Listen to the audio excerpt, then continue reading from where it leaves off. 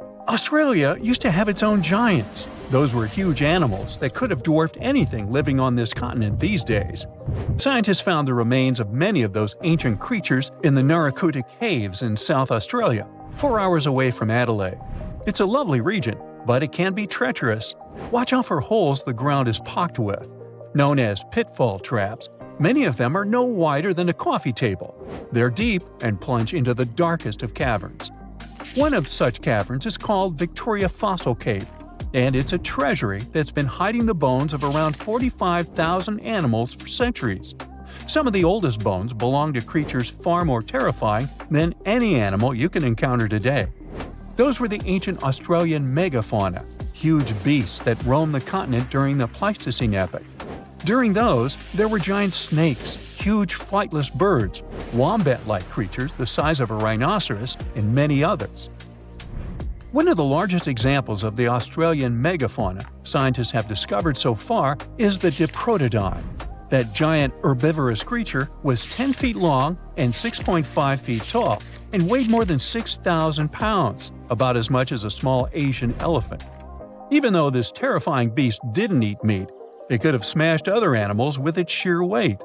Scientists have found the remains of hundreds of such creatures all over Australia, so it's safe to say that no other animal from that time or in that location was larger than this giant.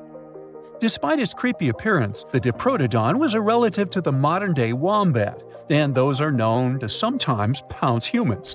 The Diprotodon had toes that pointed inward and were well suited for digging burrows. On the other hand, Diprotodon was a giant, and it was unlikely that it used to do so. It was likely a trait it had inherited from its smaller burrowing ancestors, or it could have used its claws to search for roots. This theory is supported by the fact that the animal's pouch was facing backward. It prevented any dirt from collecting inside while the creature was digging. Since this animal was so big, it didn't have to worry much about predators.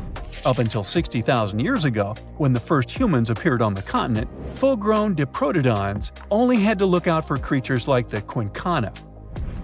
Measuring in at a whopping 20 feet long, the quincana was a land crocodile. It lived in Australia from around 20 million to 40,000 years ago.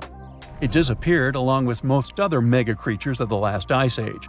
It's thought to be the result of the first humans coming to the continent.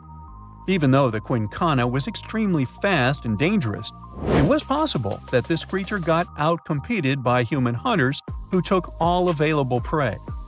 Unlike modern crocodiles that are mainly aquatic, that mighty beast was a land dweller. Scientists figured it out by studying the quincana's legs. They were able to support and carry the body clear off the ground. It means there was no escape for ancient people once the quincana spotted them. Modern crocodiles can only push themselves along on their bellies. Such an adaptation allowed the quincana to chase its prey for long periods of time, exhausting it in the process. Another creepy feature of this ancient monster was its teeth. Aquatic crocs have conical teeth. Those are great for gripping and holding on to prey underwater. But quincana had knife-like teeth, ideal for slicing soft-bodied animals like, mammals. Another Australian monster, Thylacoleo, wasn't all that large, but it didn't make it any less terrifying. It was still among the top predators and the biggest carnivorous animals in Australia. This creature was a true oddity of nature, even by prehistoric standards. First, its teeth resembled not those of a regular predator, but those of a rodent. Its front incisors were enlarged, taking the place of canines.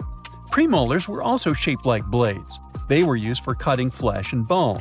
At first, scientists thought that Thylacoleo used those teeth to eat nuts and fruits. But later, a study showed that the use of such teeth was better suited on necks and spines. The jaws of this ancient creature were immensely powerful. A 220-pound Thylacoleo had a bite force similar to that of a present-day 550-pound lion. It means that the animal could easily bring down prey much larger than itself. Then there was Thylacoleo's tail. It had strong muscles which provided the animal with the ability to use the tail as support when tackling large prey.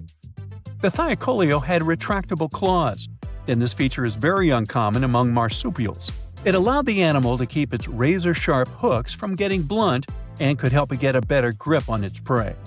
Scientists are quite sure that, like today's leopards, the Thylacoleo could climb trees and jump on other animals from above. It was done so fast and stealthily, they never knew what hit them. The creature's rear feet support this theory. The first toe there was reduced, but the foot had a rough pad like what modern-day possums have. It allowed them to have a better grip while climbing. Right after scientists found the first skull of the Meliolania, this animal was classified as a lizard. That's why its name translates to small groomer. But after they discovered more complete fossils, it turned out that the Meliolania was a giant turtle. But that's not all. It was one of the largest land turtles to ever have existed. The main reason researchers initially believed the creature to be a lizard was the fact that its skull was adorned with a series of spikes. It's something the modern-day horned lizard can boast. But even after discovering the true nature of the Meliolania, scientists still don't know how to properly catalog it. It might have been a creature that folded its neck under its spine, or it could have folded it to the side. Beside those defensive mechanisms on its head, the Meliolania was also equipped with a spiked tail, which was probably used to prevent predators from attacking the animal from behind. Most species of the Meliolania disappeared around 2,000 to 3,000 years ago because of humans who hunted them to extinction in both Australia and on the surrounding islands. It took around 2 centuries for these turtles to go extinct in that region of the globe. The Megalania was a giant Australian lizard that existed at the end of the Pleistocene epoch. It looked like a Komodo dragon and the Australian monitor lizard, which are both believed to be Megalania's closest living relatives. Fossils tell us that the ancient animal was anywhere from 15 to 26 feet in length. Ow! The youngest fossil remains of this ancient Australian monitor lizard date back to about 50,000 years ago. The first indigenous settlers must have encountered Megalania, which led to the lizard's extinction. Originally, scientists thought that the Megalania was the only member of the genus Megalania, but these days it belongs to the genus Varanus, which means that the prehistoric creature is closely related to other Australian monitor lizards. Our next giant creature on their list was once dubbed an ostrich on steroids. I mean, look at it. It was the last of the thunderbirds to go extinct in Australia.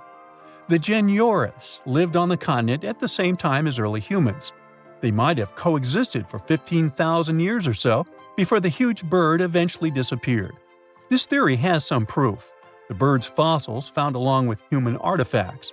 Some cave paintings also depict flightless birds similar to the Genyornis in size and shape. Although it wasn't the largest bird in Australia, the goose-like creature was still as tall as a grown-up man and weighed around 550 pounds. Even a modern-day ostrich can be dangerous if it feels threatened. Imagine meeting its giant prehistoric relative.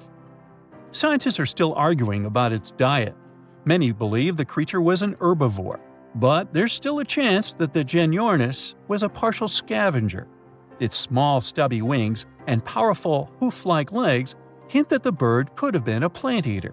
But its huge beak and exceptionally deep lower jaw evoke suspicion. Such features are highly unusual in birds. What's the scariest predator under the ocean? The crocodile? I don't think so. Loch Ness Monster? Please, it never existed. How about the Kronosaurus?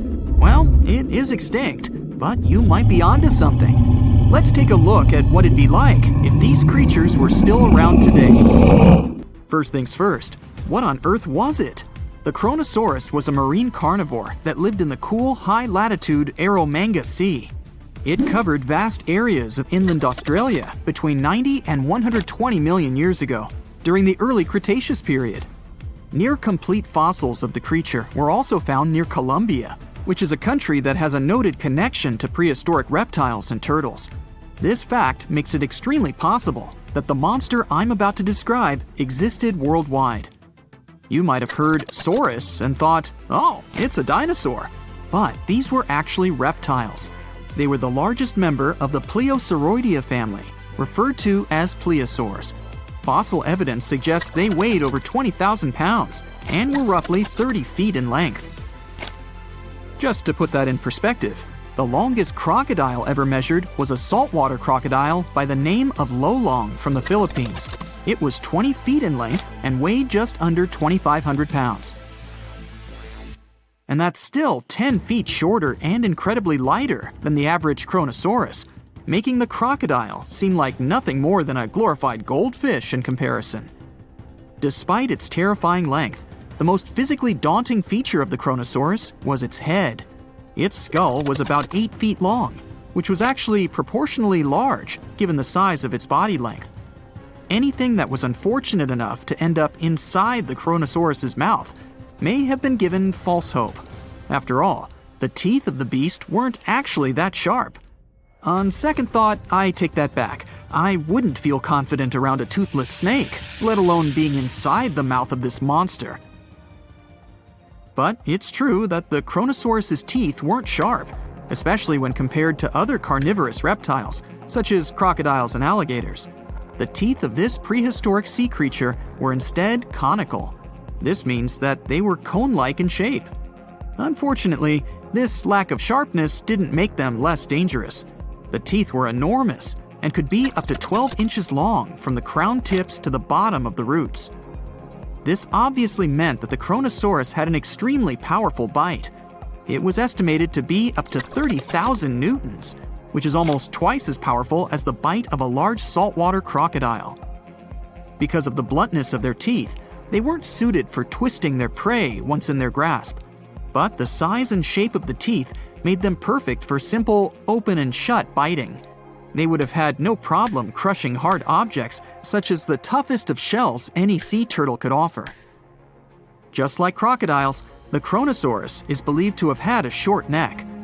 This may have been an adaptation to allow the beast to successfully catch small evasive animals. Their body, in general, was fusiform and streamlined. This means it was narrowed at both ends and had very little resistance to the flow of water. The Kronosaurus was also equipped with 4 paddle-like limbs. The hind limbs were larger than the front ones. They could span approximately 7 feet in diameter. All in all, this set the Kronosaurus up to effortlessly propel itself through the waters and be an ultimate predator. Predator X, if you will? That's the name that was given to the fossil of a creature discovered near Svalbard, a Norwegian island group, in 2009. The fossil was identified as a 50-foot-long, 100,000-pound monster with a bite force of 33,000 pounds per square inch. This might be the highest bite force of any known animal. Although Predator X is yet to be classified as any specific type of animal, it was definitely a plesiosaur like the Kronosaurus. And even if it wasn't Predator X, the Kronosaurus was still most definitely a ferocious titan when it roamed Earth's oceans. The Kronosaurus actually got its name from the Greek mythological figure of Cronus, the father of Zeus. Cronus was viewed as a titan from a generation of super powerful beings. So what was it that the Kronosaurus, this terrifying monster, actually feasted on to satisfy its appetite? This creature was known to eat sea turtles, squid, and other larger marine reptiles of that time, such as elasmosaurids and ichthyosaurs. This suggests that if crocodiles existed in the realms of the Kronosaurus, they too might have turned into lunch for the beast. There's evidence from the fossil remains of the Kronosaurus that suggests that they also feasted on sharks, which I know is a disappointment to those of you who view that beast as the king of the ocean. Not when the Kronosaurus was around, my friend. In any case, grounding all kinds of food into small pieces to help digest them would have been difficult without small teeth. This explains the presence of rounded stones found in many of the remains of these sea creatures. Researchers believe these stones may have been swallowed to control buoyancy or to help process food. It's also entirely possible they were accidentally swallowed while feeding on other animals from the seafloor. As if the Kronosaurus even needed to be a meanie with its already existing power and size, there's also evidence to suggest that it indeed might have been. It turns out that after using all its impressive attributes to catch its dinner, the Kronosaurus first liked to play with its food, like a cat does with a mouse. I guess since the hunt was so easy for them, they needed to get their fun from somewhere else. Well, I think now you should have a good idea about these creatures. So let's ask ourselves what it would be like if they were still around today. And by the way, why aren't they? Well, the Kronosaurus was completely finished off by the same KT meteor that took out the dinosaurs 66 million years ago. But even before this catastrophic event, they were coming under increased pressure from an even bigger and more vicious family of carnivorous marine reptiles known as mosasaurs. You can't always be a top dog, I guess, or rather, top marine reptile. But what if this never happened, and they were still roaming Earth? Well, this might be obvious, but can you imagine what kind of impact that would have on sea tourism? Based on the impact that famous movies about sharks and killer whales had, what do you think the presence of a Kronosaurus in the ocean would do to beaches? The very creature that would eat sharks and whales for breakfast. Beaches would certainly become a great place to go for a quiet walk, because nobody else would even be there. And what about such activities as boating, surfing, and scuba diving? You think anyone would dare try them, knowing that this 30-foot beast could be lurking beneath them? Let's give humans some credit and assume most of them wouldn't. This would cripple the global sea tourism industry, which is responsible for earning roughly $143 billion every year. Just to make sure this shocking point hits home, the most expensive yacht to ever roam the ocean was called the History Supreme. Its master bedroom was believed to have a statue made of T-Rex's bone and a wall made of meteorite rocks, as well as a 24-karat gold panoramic wall aquarium. Anyway, this yacht was worth nearly $5 billion, meaning you could buy 38 of them with the money lost in potential damages to sea tourism caused by the Kronosaurus. I'm sure that the yacht's owner was happy the beast never made an appearance in their luxurious aquarium. So luxurious, in fact, that some people believe the History Supreme, reportedly owned by some business genius from Malaysia, never even existed. Rumor has it that it was simply an elaborate hoax fabricated by the supposed designer. Anyway, I don't think the trouble would just stop there. People could actually be in serious danger, regardless of being near the ocean or not. No, I'm not about to tell you that this thing would grow legs, adapt to living on land, and start picking us off one by one. At least, I hope not. I'm just going to point out the damage that the Kronosaurus would inflict through its devastating impact on sea trade. In America, ocean transit accounts for 76% of national trade. On top of this, more than 100 vital pharmaceutical products originate in the sea. I'll also state the obvious and point out that the ocean is a huge food source for us humans. The presence of the Kronosaurus could have a great impact on our relationship with the ocean, something we usually take for granted. So imagine stumbling upon a creature so huge it could dwarf even the largest known marine animals today. Scientists discovered the fossils of this beast on England's coast and believe it once ruled the waves. The new species was named Ichthyotitan severnensis, but thankfully for me, scientists nicknamed it the Little Stock Monster. Its estimated lengths range from 72 to 85 feet long, almost as big as a blue whale. Megalodon can't even compare to this. It was only about 60 feet long.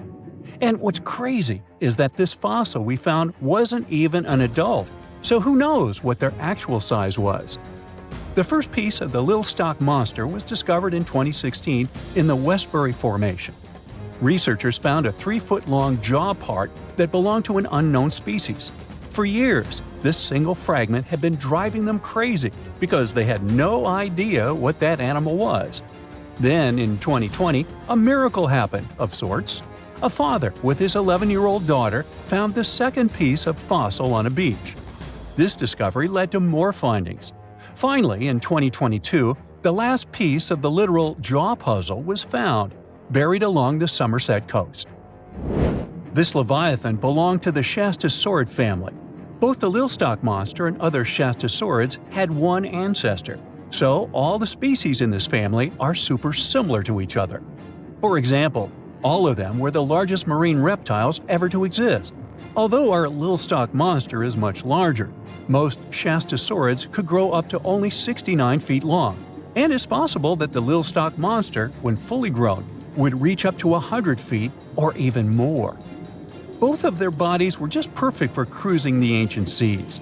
These marine titans were elegant and slender, with an elongated snout. Other marine animals at the time were smaller and looked more like dolphins. Shastosaurids had long paddle-like limbs adapted for efficient swimming. Their skulls show large eye sockets, which means they had excellent vision.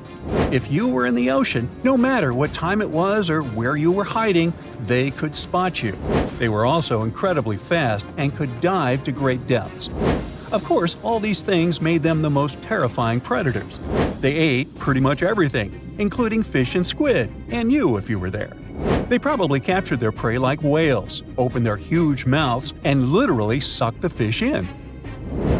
What made the Lillestock monster especially scary is that it wins in the jaw competition. For other Shastosaurids, their jaws were a bit weaker, so they hunted smaller fish, kind of like today's orcas. They required vast amounts of food. This shows us that the Earth's Triassic oceans had rich, productive food webs. But the Lillestock monster has this unique feature. It could open its jaw almost 90 degrees upwards. It also had tons of powerful muscles around. Its jaws were horrifyingly strong. So while others were hunting some squids, the Lillestock monster probably hunted large fish and even other marine reptiles. Fossils of Shastosaurids have been found everywhere in the world, from North America to Asia. This means that these creatures dominated and terrorized the oceans for millions of years, although even they weren't completely safe from scavengers. And that's exactly why we struggle to find these fossils now. Scavengers didn't leave any remnants of them. So, while we have some fossils of this marine family, they mostly remain a mystery for us. They lived in the oceans about 200 million years ago, in the late Triassic period. The Earth looked completely different back then. All continents were united in one Pangaea, a huge landmass. Some parts of this supercontinent were covered with lush conifer forests, while others were dry deserts and open prairies. It was before the famous Jurassic period, but there were already first pterosaurs and amphibians. It seems like those monsters were crazy resilient. The Triassic period was super unstable, but they survived through many changes in the environment. Well, until the last one. The Triassic extinction came out of nowhere. It was one of the Earth's Big Five extinction events. It wiped out almost all species on the planet, including these leviathans. It's still not clear what happened exactly, but it looks like there was a huge tectonic activity. Volcanoes in the oceans were going crazy back then. These massive volcanic eruptions have probably altered the climate and ocean chemistry, leading to the extinction of many species. Scientists have a theory that it might have happened because there was a rain of comets flying to our planet from the Oort cloud.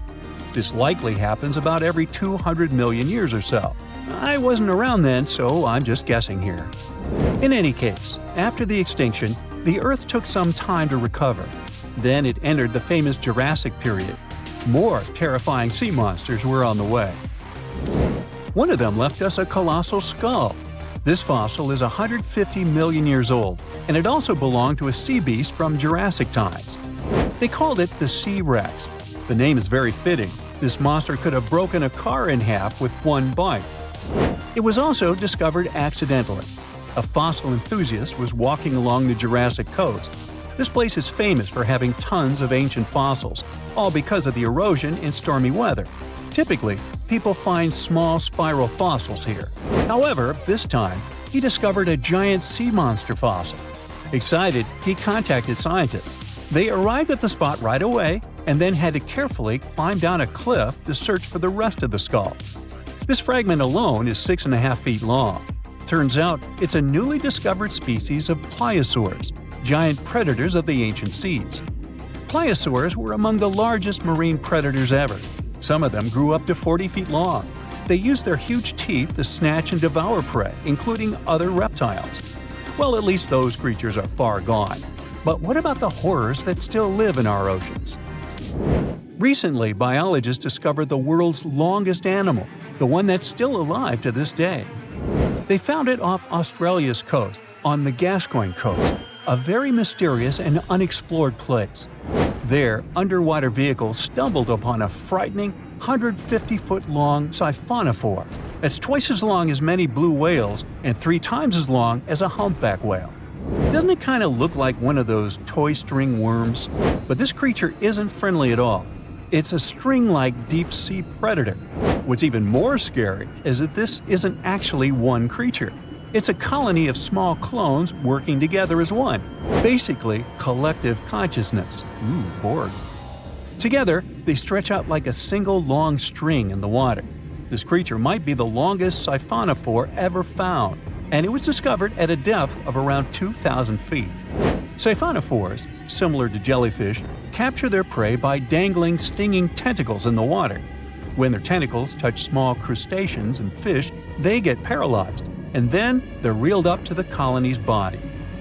Expeditions to Western Australia's underwater canyons were definitely worth it. Together with that siphonophore, scientists have discovered up to 30 potential new marine species. Among them were a new octopus or squid, a long-tailed sea cucumber, glass sponges, and giant hyroids, colonies of animals resembling upside-down jellyfish. None of them have been seen before in Australia, but most of them weren't as scary as the one that was recently discovered in the Gulf of Mexico. This creature is straight out of a sci-fi thriller, a 26-foot-long manga pinna squid or bigfin squid. It was discovered near an offshore oil rig at a depth of more than 7,800 feet. It has incredibly long elastic tentacles, which can be 15 to 20 times longer than its body. It holds them at right angles to its body, making it look even creepier, almost as if it has elbows. And yes, it's another deep-sea predator. These 10 tentacles probably help the squid trap their prey and drag it onto the seafloor. We barely know anything about this extraterrestrial-looking creature because they're very hard to find and study. And if you think their tentacles are awful, just check out these creatures with 20 arms. This thing looks like a facehugger. This new species is lurking in the frozen depths of Antarctica. Experts were searching for cryptic sea animals known as Promachocrinis, or Antarctic feather stars. They're kind of similar to starfish and sea cucumbers, but have an otherworldly appearance and can live up to 6,500 feet below the surface. It's called the Antarctic strawberry feather star. Despite its pretty name, its appearance is anything but cute. It has a bizarre strawberry-like body from which 20 spindly arms branch off. Its coloring ranges from purple to dark reddish, and the arms all have different lengths and thickness. Who knows how many more of such scary creatures we'll discover in the future. Many terrifying animals live deep beyond the waves, like this vampire squid living 3,000 feet below the surface in almost complete darkness. This animal has a cloak, like a vampire's. That's why it's called the vampire squid. Deep down at the bottom, it can't use ink to defend itself. So this animal has developed an unusual tactic. It glows slightly to scare away predators. If this tactic fails, the vampire squid can turn its body inside out, revealing tiny spikes. When you translate its scientific name, Vampiroteuthis infernalis, it literally means vampire squid from the nether. Despite its terrifying looks, it's a harmless ocean animal. This previous creature was not from space, but this object definitely is. Before Elon Musk found a way to reuse rockets, NASA would simply drop old ones after launching astronauts into space, most of the time in the ocean or deserts. In 2012, Jeff Bezos launched a mission to find the Apollo 11 rocket. They found it by using sonar, but it was in terrible condition. It was sitting on the bottom of the ocean, not far from the predicted site.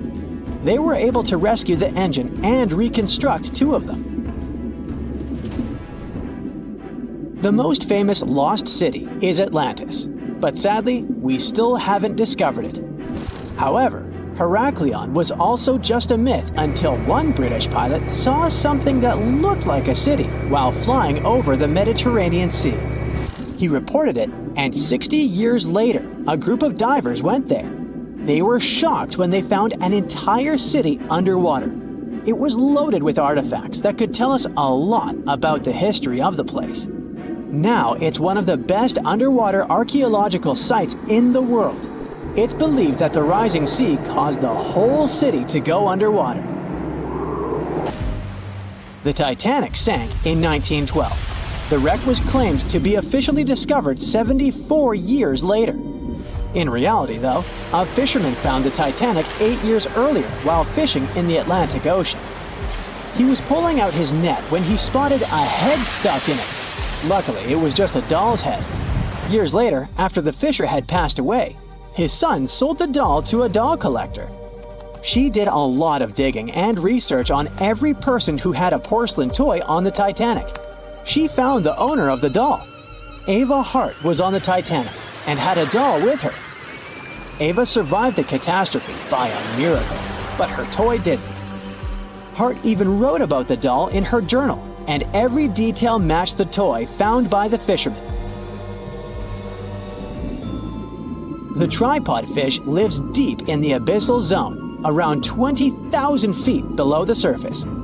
It's adapted to such immense depths and uses its tripod fins to stay still on the bottom. This creature doesn't have big eyes, but even if it did, these eyes would be useless in the darkness.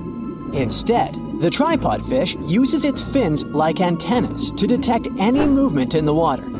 This creature doesn't have much luck when it comes to its love life, so it had to develop unique tactics to reproduce.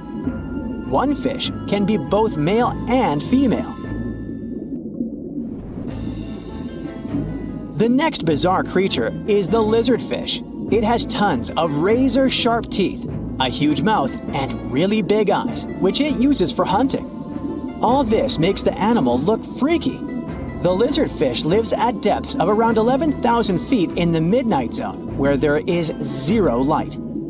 This freak of nature basically eats everything it can fit inside its mouth, from small fish to other lizardfish. On the other hand, when they see other reptile fish, they probably fall in love instead, because finding mates at those depths is not an easy task.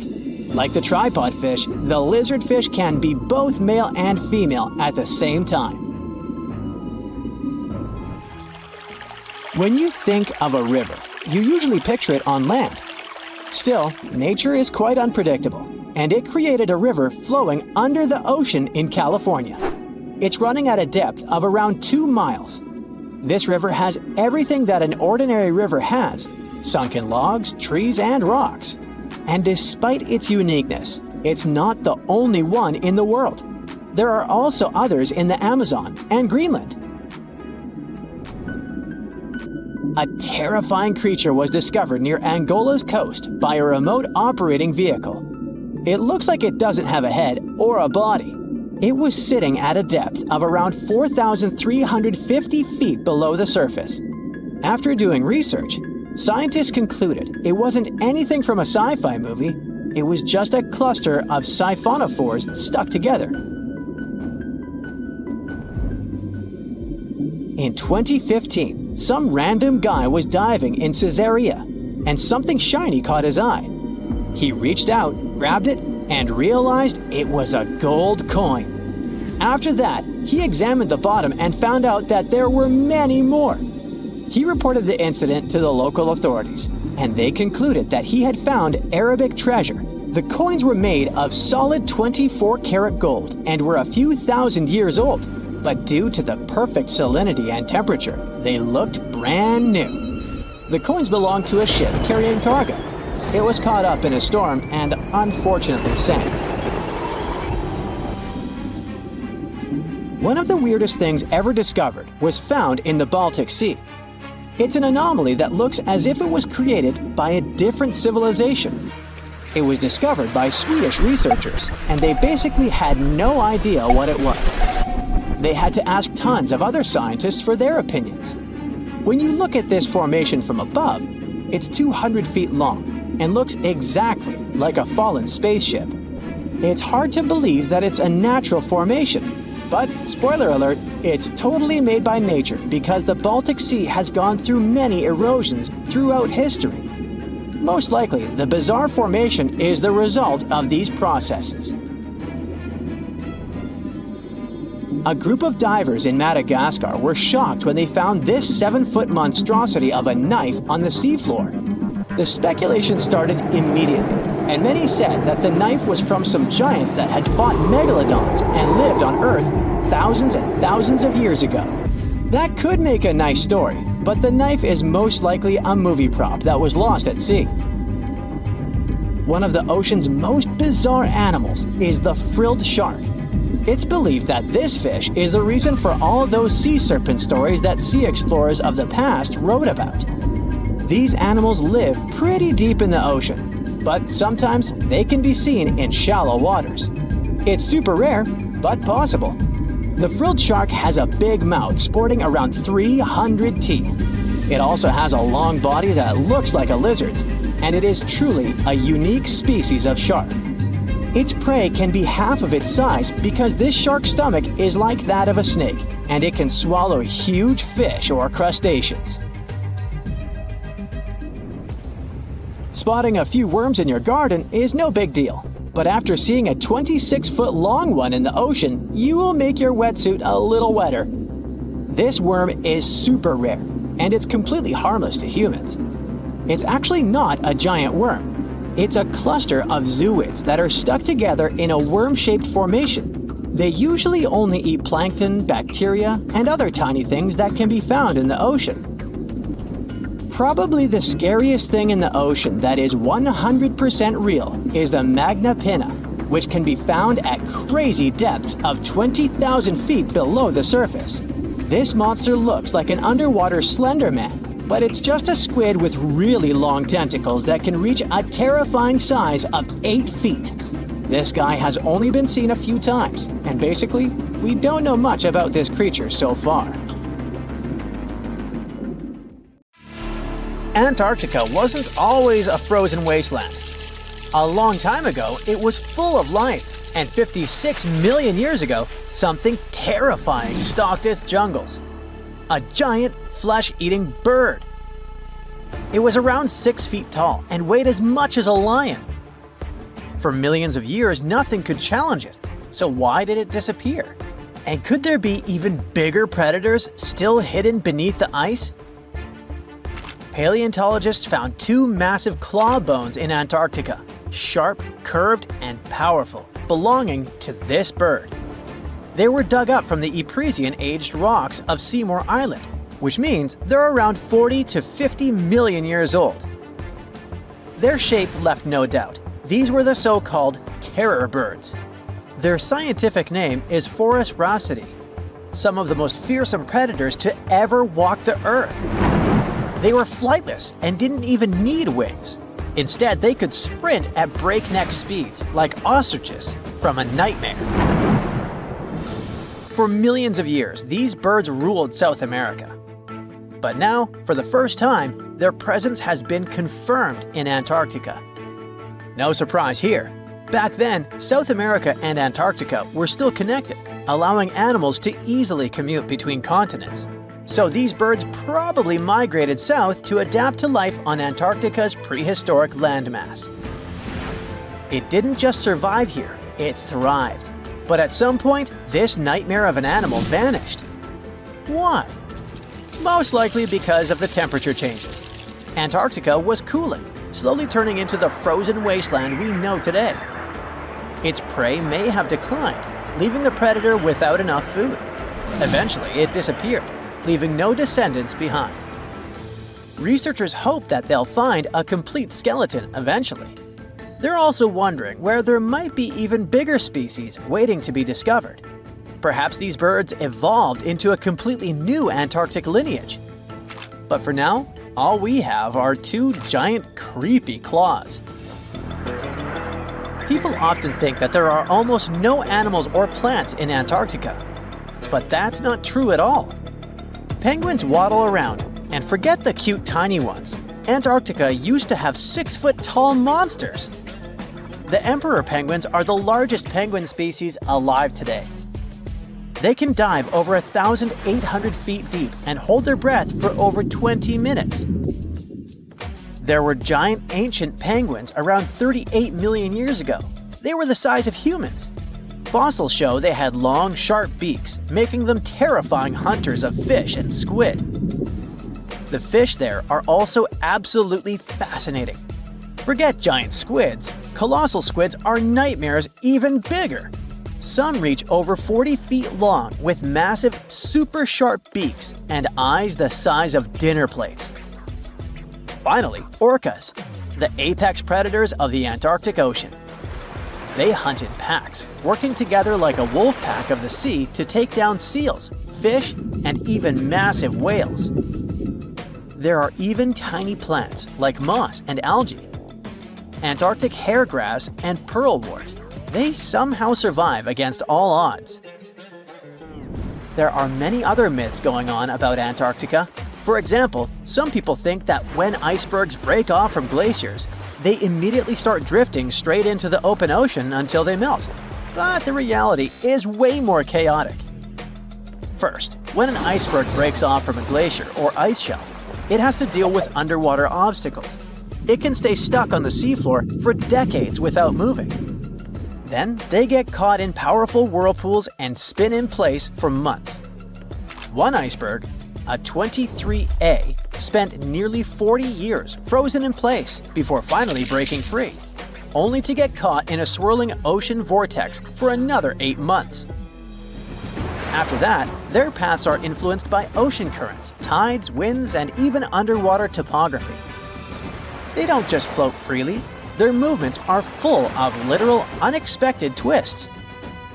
And speaking of glaciers, another strange rumor is that some humans can't travel more than 311 miles inland in Antarctica because of an impassable ice wall, freezing jet fuel, deadly winds, and no oxygen. But this is completely false. Antarctica has been explored by planes, vehicles, and even scientists on foot. There's an entire research station sitting at the South Pole. People live there all year long. The ice wall is real, a massive ice cliff rising above the ocean. But that isn't some secret barrier, it's an ice shelf. These are thick slabs of ice that form when glaciers slowly flow off the land and spread over the ocean. Almost 3/4 of Antarctica's coastline is made up of them, but they don't form some giant ring around the world. Antarctica is one of the most extreme places on Earth, but we've conquered its challenges and we keep learning more about it every year. That's why every year, millions of dollars are poured into keeping research stations running, protecting wildlife, and making sure the people who live there have everything they need. But where does all this money go? Well, Antarctica stations are basically small cities. There's electricity, heating, water purification, food storage, and medical facilities. The biggest station, McMurdo, is basically a town with over 1,000 people in summer. It has everything from a fire station to a gym. The South Pole Station is super deep inland, so it's one of the hardest places to supply. Getting food and fuel there requires airplanes flying thousands of miles in extreme cold. But the internet loves a good mystery. When Google Maps revealed what looked like a massive doorway in Antarctica, conspiracy theorists went wild. People joked about everything from Bigfoot's vacation home to a secret base, or even a Star Trek spaceship hangar hidden in the ice. But there's a way simpler and less exciting explanation. It's actually a grounded iceberg, a chunk of ice that got stuck in shallow water and is now slowly melting. As ice moves across the landscape, it flows around bumps and obstacles, creating odd shapes. The process of melting, breaking apart, and refreezing can carve ice into unexpected forms. Antarctica also has incredibly strong downward-blowing winds that sculpt ice into dramatic formations over time. No secret doorway, unfortunately. And speaking of doors, for years, Ushuaia, Argentina, has been called the gateway to Antarctica. The last stop before the icy continent. The place where expeditions begin. But there's another option. Punta Arenas, Chile. Let's compare them. Ushuaia is closer to Antarctica. It's the top departure point for tourists going on cruises.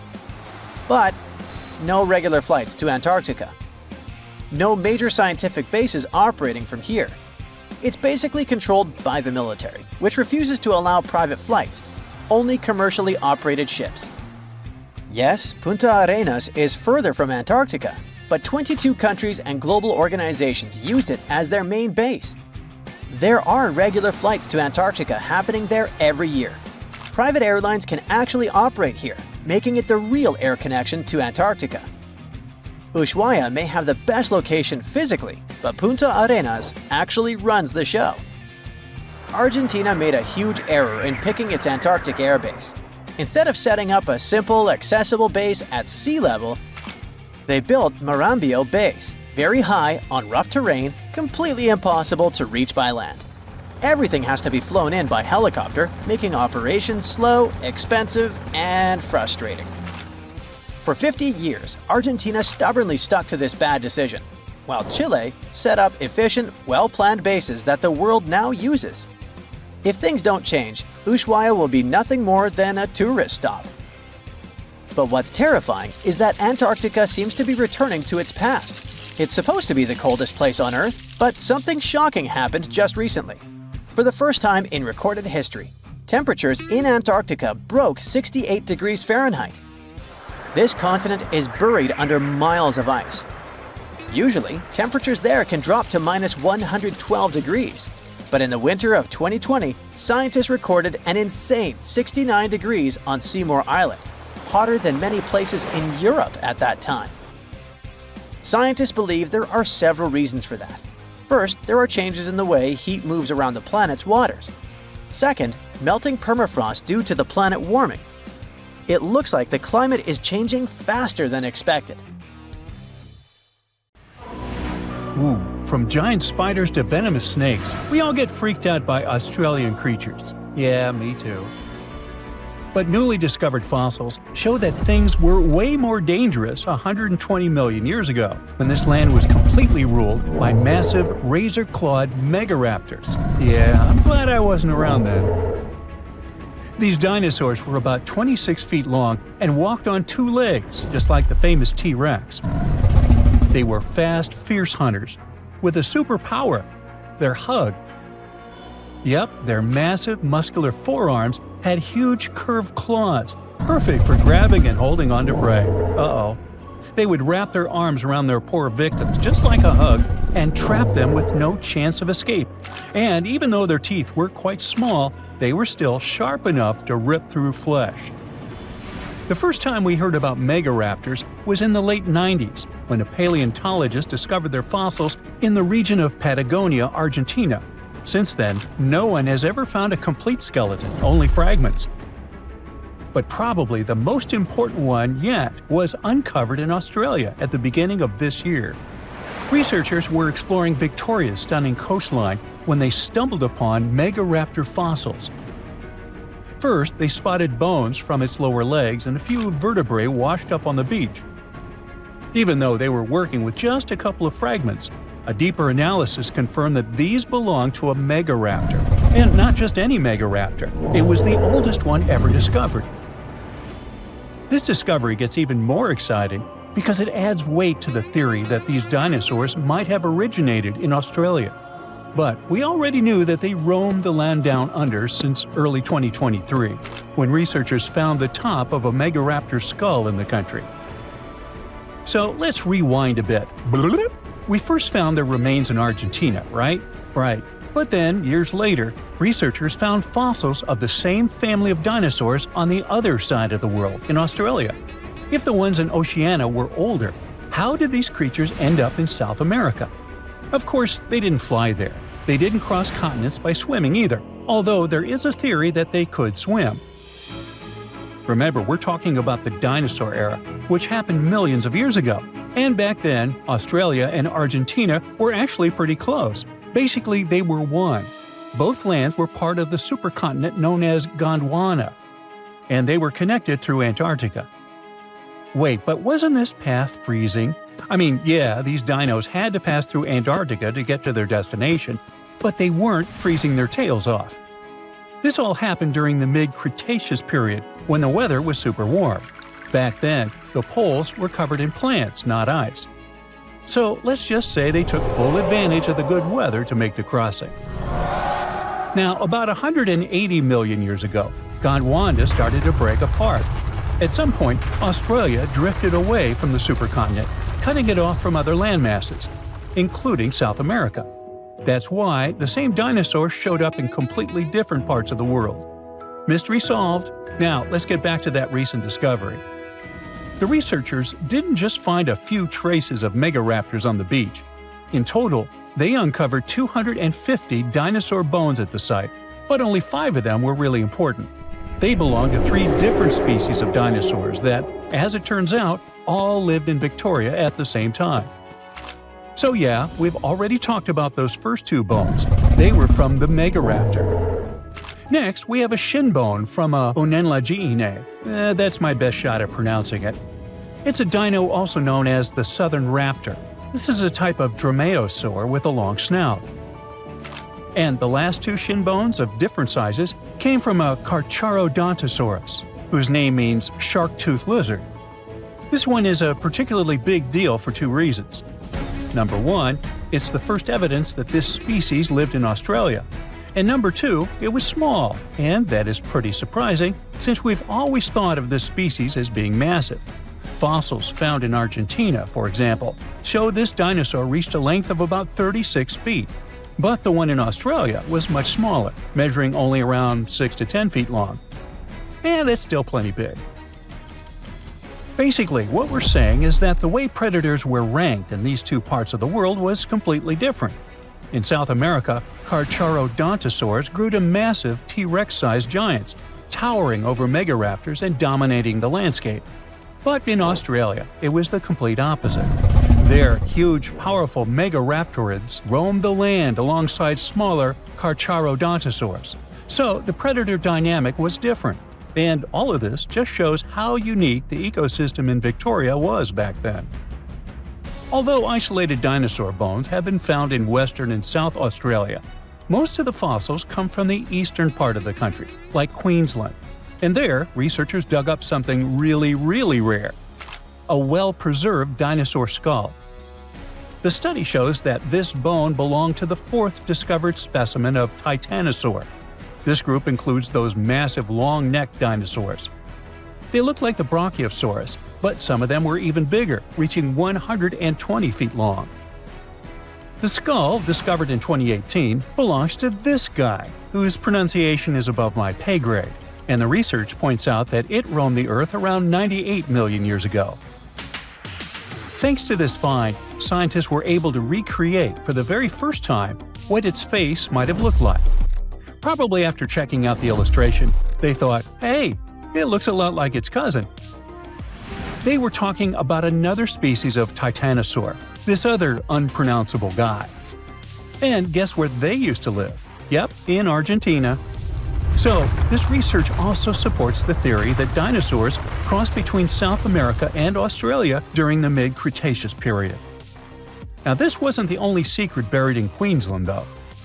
In 2024, researchers working there discovered the fossilized remains of a new species of pterosaur, about 100 million years old. These creatures were the first vertebrates that could actually fly, existing alongside dinosaurs. They were massive, powerful predators, with wingspans of up to 36 feet. But these remains belong to a new species within the pterosaur group, which they have named Kunamatata, or something similar. Compared to their cousins, they were on the smaller side, with a wingspan of about 15 feet. Still, that's bigger than a snowy albatross, the largest flying bird we have today. This species of pterosaurs were terrifying beasts, flying over the ocean to hunt for prey. Once they spotted their victim, they'd snap open their 60-centimeter jaws, filled with sharp spike-like teeth, and, well, I guess there was no escaping that. The last incredible discovery we're talking about today also comes from Queensland. For over 20 years, students walked past a plain-looking rock at Biloela State High School completely unaware that it held 66 dinosaur footprints, and they date back about 200 million years. These prints were made by a group of these Latin-named guys. They were small dinosaurs with 3 toes on each foot, and it seems like they were all over Queensland around that early Jurassic period. The rock they found at the school worked like a snapshot, giving us a better idea of what these dinosaurs were like and how they behaved. After taking a closer look, researchers found that the footprints came from 47 individual dinosaurs.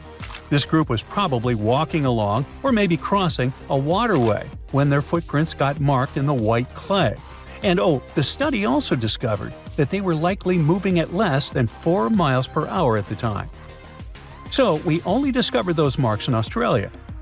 But fossils of the same species found in other countries showed that they had these long legs, a big chunky body, short arms, and this tiny head with a beak. But honestly, they don't sound as scary when you realize they only ate plants. Whew. Psst, run! Really? It's not safe out there. There's a saber-toothed tiger lurking around. You better be careful. What are you doing? Don't peek. Okay, just one little peek. How's this possible, you ask? That's because you're in virtual reality, of course. These cool but very dangerous-looking big cats were alive during the last ice age. What if they decided to show up at your doorstep out of nowhere? Knock knock, a saber-toothed tiger is waiting for you to buy its cookies. Meanwhile, the coelacanth, this massive-looking fish, comes from a lineage that's been around for over 300 million years. We thought they didn't exist anymore until 1938, that is, when a live coelacanth was found again. Since then, they've been roaming the waters of the east coast of Africa and the waters of Sulawesi, Indonesia. Man, I wouldn't want to go for a swim and meet one of these fellas face to face. Their jaw has an intercranial joint, which means their mouth opens up by a lot. This is so they can eat large prey, like me. Not good. They're huge, too. Imagine a fish that's as long as you're tall and weighing as much as an average human. The takahe, a flightless bird, was thought to be gone in the year 1898. They're very cute, small and multicolored, usually not taller than your knee. But picture this. You're out for a hike in the Murchison Mountains. Looking around, you spot the bird you thought was extinct. But there they are, as happy as ever, surviving and chilling. Whole colonies of takahes was indeed found just 50 years after they were pronounced extinct. Good job, tiny little birds. A singing dog. Ever heard of those? Riley does sing sometimes when he's bored or hungry, but these are real performers. New Guinea singing dogs. They've been only recently discovered again in the wild for the first time in 50 years. Still, they were never completely extinct to begin with. New Guineans made sure they were safe next to them. But in the wild? Very rare and hard to catch a sight of. Look, there goes one. The New Guinea singing dogs are called so because of their famous high-pitched singing. They sometimes sing together, too. A dog choir of sorts, where they all howl together. I bet they sing better than I do in the shower. Not going far from this area, we have bats, but these ones are sort of different. You see, their ears are enormous. I guess that's why they're called the New Guinea big-eared bats. Clever. The species was found again when one of them was accidentally caught in a bat trap.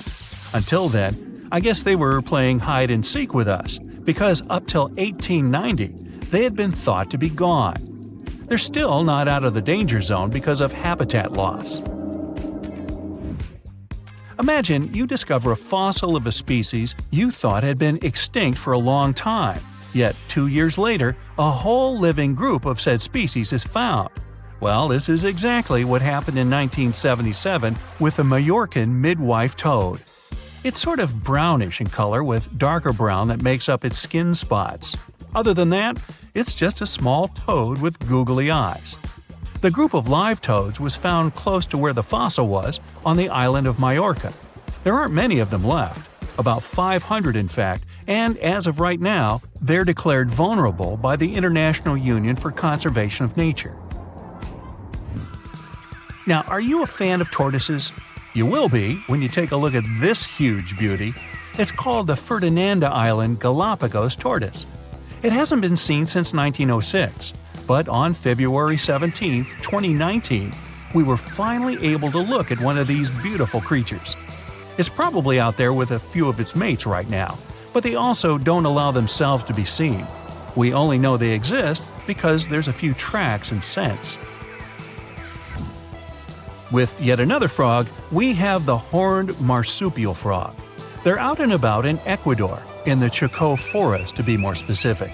They're called this way because of their distinctive horns directly on top of their eyes. You know the pouch kangaroos use to carry their offspring? Well, the female horned marsupial frog also has that, except it's on the back, so it acts as sort of a backpack. They develop their embryos there, and when they're ready to come out, they hatch as complete infants, unlike regular frogs where they start out as tadpoles. One more toad, the starry night toad or harlequin toad. They're black and covered with loads of white spots all over them. Lost for 30 years, it was discovered back in 2019. Picture them as big bodyguards, water bodyguards to be exact. Oh, that's a very big toad on your screen. Well, for the Arhuaco people, that's exactly what they are, guardians of water. They also have their own name for them, Guna. Sounds like a cheese. When scientists found them yet again, they came across 30 of these little creatures, but initially, they were expecting only one. Well, what a nice surprise. Here's a tiger for you, although it doesn't quite look like your typical tiger. It's called the Tasmanian tiger, and it seemingly disappeared since 1936. But then, out of nowhere, people started seeing them out there in the wild just 5 years ago in 2016. They sort of resemble dogs more than tigers, or a fox maybe. Just take a look at its muzzle. Maybe even a mix of both. Then, a few others started popping up too. And if you happen to think you're seeing one right in front of you, but you're not quite sure, check if they've got stripes on their back. They're definitely out there, but still technically marked as extinct by the IUCN. Okay, picture a horse that looks straight out of a movie scene. Tiny, gorgeous fur, very well behaved. It's tiny, but it's not a pony. It's a Caspian horse. They have an interesting backstory to them. They were discovered by Louise Leyland, who got married to an aristocrat in 1957. Having moved to Tehran, Iran, she didn't quite like how the horses behaved there, so she took matters into her own hands. She took a few people with her, and off they went to the Caspian Sea mountain. And in there, they found 3 of these beautiful tiny little horses. Now, that's how the story goes. Coming up next, a possum that was found in an unexpected place. Guess where? You have 3 options to pick from: hiding in a ski resort, in the Australian outback, or in someone's apartment in the bathroom. Which one do you choose? You have 3 seconds. The right answer is a ski resort. Yes, this possum is called the mountain pygmy possum, and it's originating from Australia. So far, there are 3 different living populations of this tiny possum, but it was believed to be extinct until just 1966. There are fewer than 100 of them, so the IUCN has marked them as critically endangered. Also from Australia is the night parrot, an absolute delight to birdwatchers. Very beautiful, yet mysterious. These little fellas live in very remote areas. You can probably count on the fingers of your hand how many times these birds have been seen since they were found again in 1979. That's how rare they are. Have you ever seen a pygmy tarsier? Neither have I. It was only in 2008 that 3 of them were caught. Scientists don't really want to lose track of their movements again, so what they did was gift them with tiny little collars. This way they can live their life as happy as ever and will know they're safe. The last one I want to tell you about is the tree lobster, but as the name might mistakenly tell you, they're not really lobsters. They're just big black bugs with huge legs. Their extinction story is a sad one. In 1920, a cargo ship got stuck on Lord Howe Island, and it had rats aboard. These rats fled the ship and ran straight to land. Even though tree lobsters are bigger than most insects, they're still relatively small compared to rats. The poor things never stood a chance.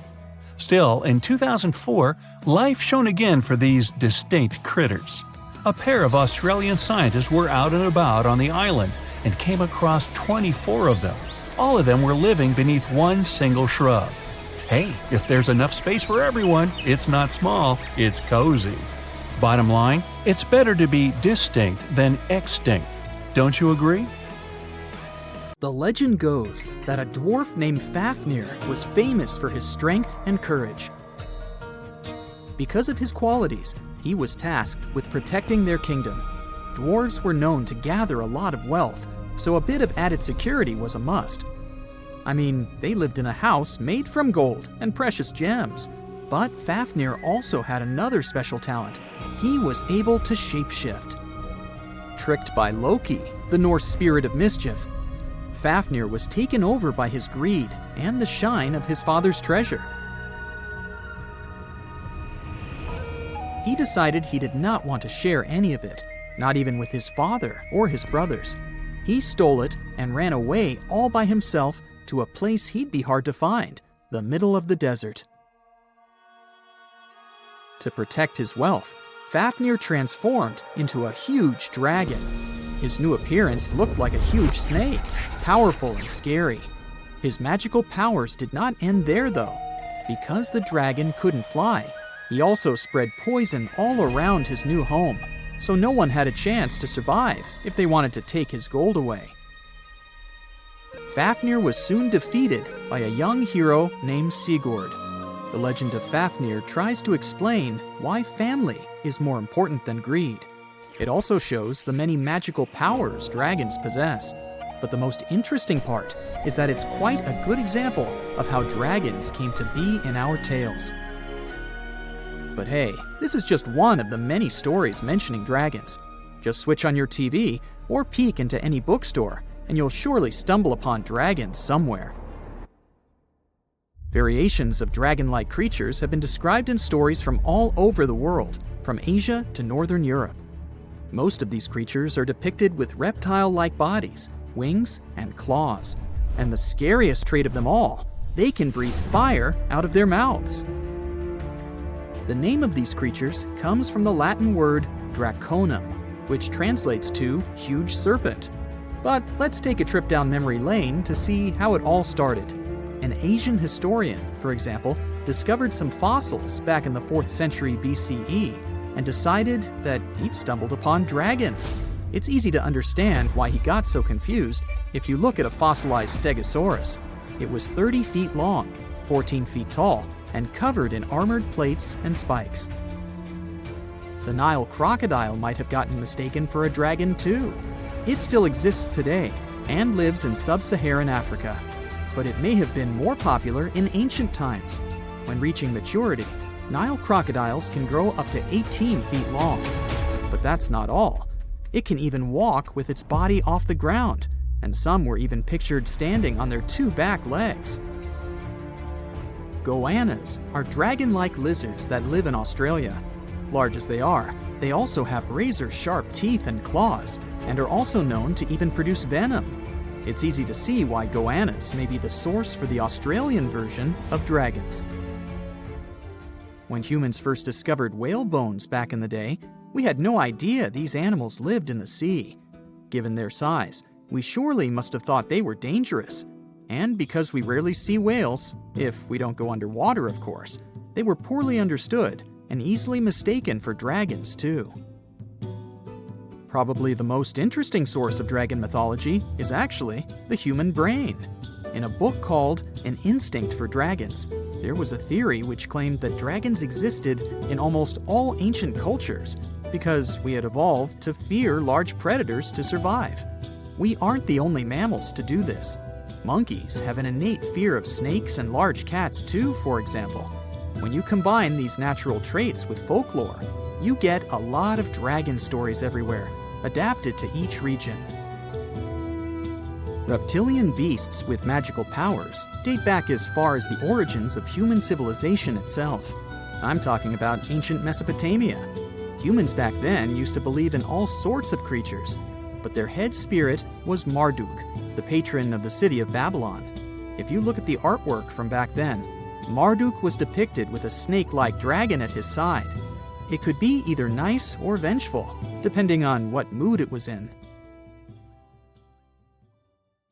If you want to sign up to become a dragon, the first thing they'll ask you at the interview will be if you can breathe fire, of course. So scientists have tried to look into some ways that could make it real for dragons to breathe out fire without damaging their throats.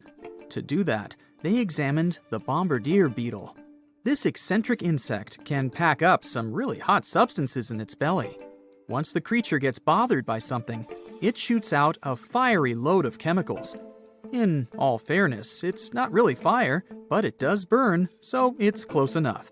Going back to dragons, they'd need to have similar glands in their throats to produce the same effect. But where do dragons come from? They didn't just appear out of nowhere, regardless of the source you consult.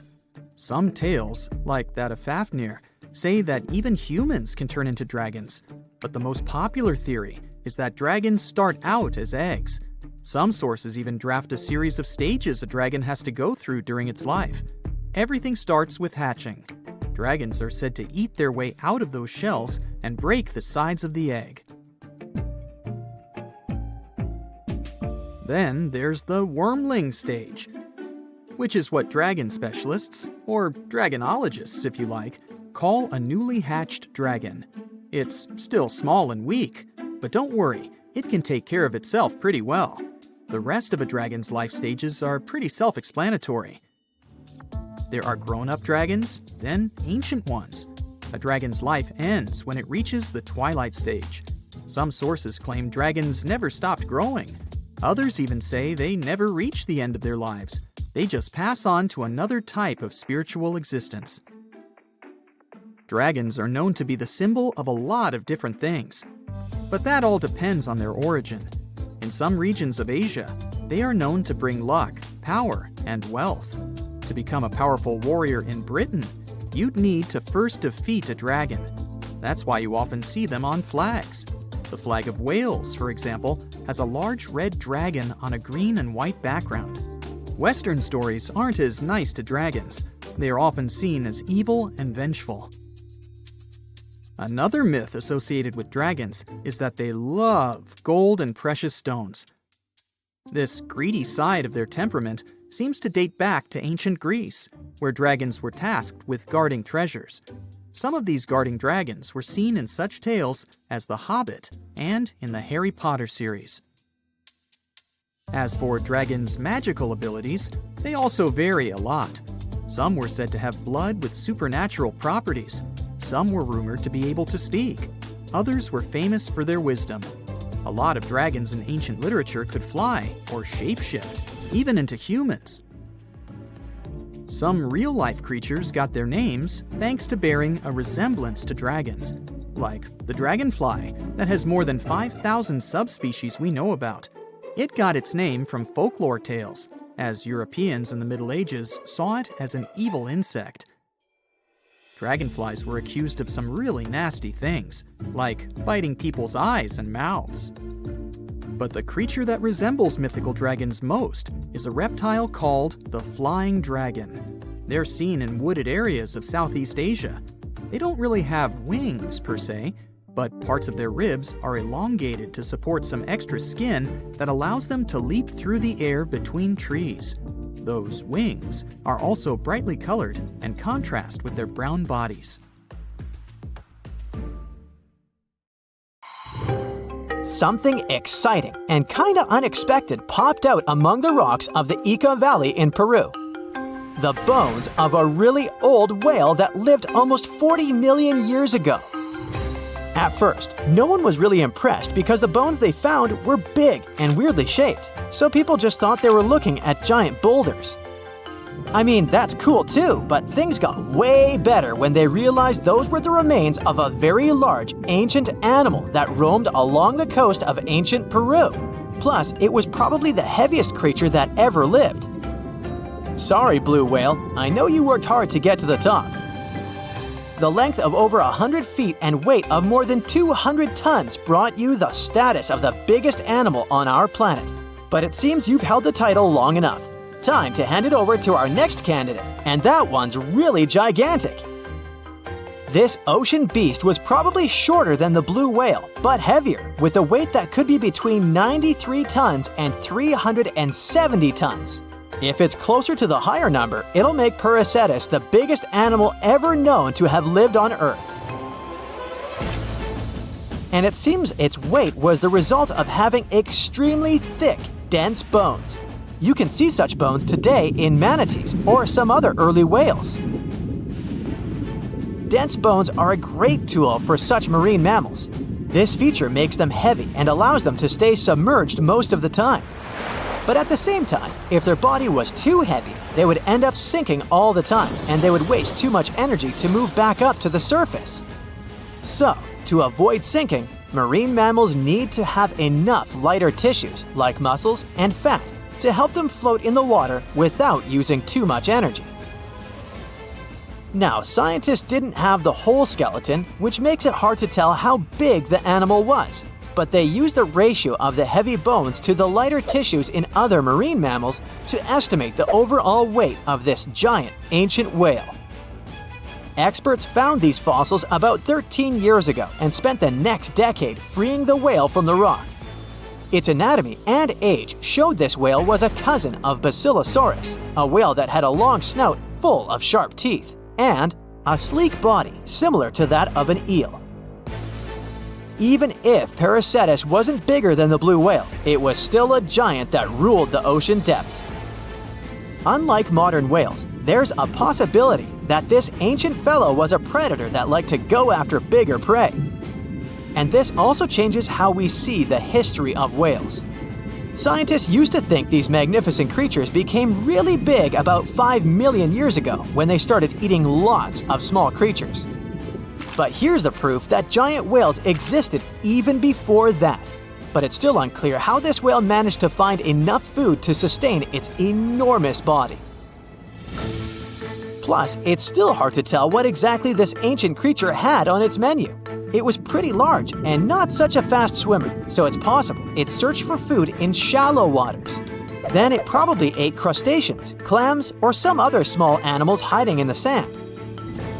One theory says it was a scavenger, which basically means it munched on remains of everything that would come its way.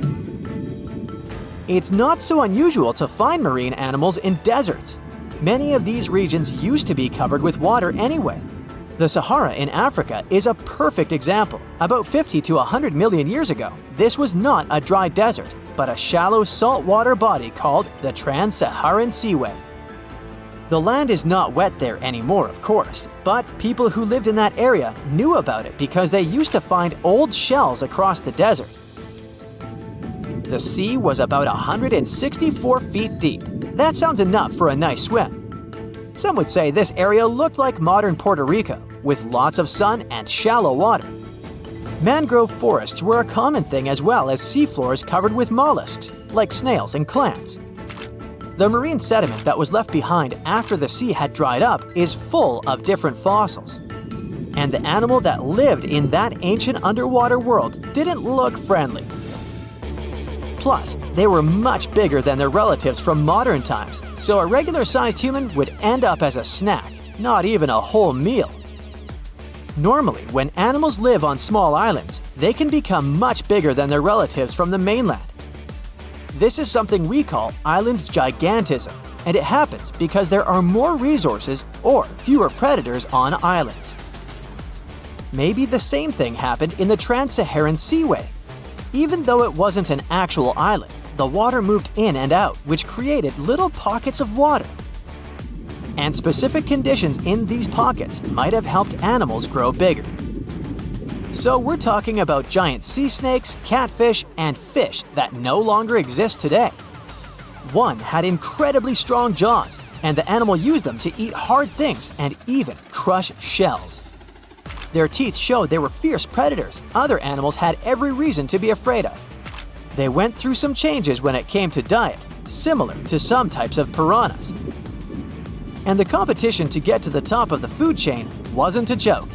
Not when there were also such large predators as sharks, crocodiles, and ancient relatives of elephants. Sahara went through different phases. If you could use a time machine and take a peek at Earth's largest hot desert as it was about 6,000 years ago, you wouldn't have to struggle with sand and heat. You'd have a nice walk through a green and pretty lush place. In the past, people who lived in that area didn't leave drawings on cave walls that showed camels, sand dunes, and scorpions. All those things you'd see in today's Sahara.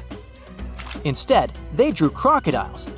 That's additional evidence that the Sahara used to have a lot of water and plants enough to support these big yet scary animals. Around 3 billion years ago, Earth might have been mostly covered with water. Today, it's about 71% of its surface, but it seems that our planet used to be a giant ocean world with no continents at all, just some scattered islands. Scientists studied special rocks in Western Australia that formed in a place deep under the ocean called a hydrothermal vent system. To explain this better, it's important to mention two common oxygen types, O16 and O18. O18 is heavier because it has extra neutrons. O16 evaporates from water more easily, and as researchers studied an old ocean floor, they found a lot of O18, more than in today's oceans. This way, they realized ancient Earth had less dry land than Earth today.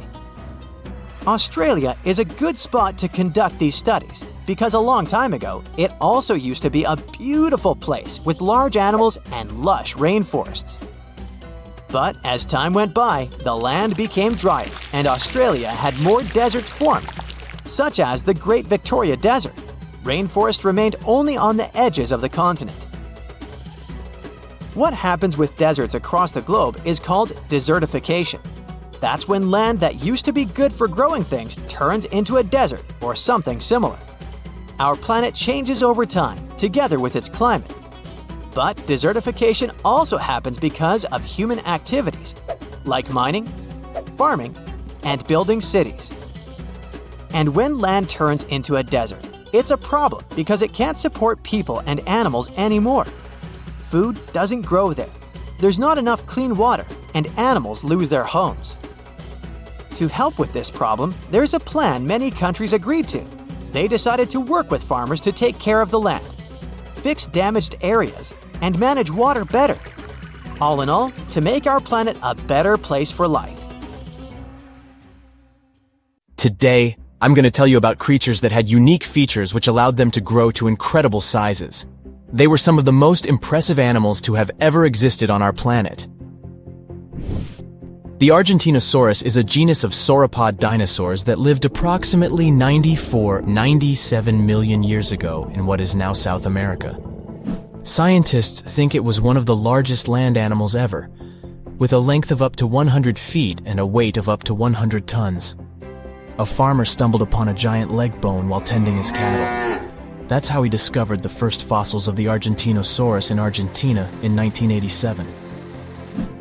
Further excavations uncovered more bones, revealing a massive dinosaur that would have dwarfed most other animals of its time.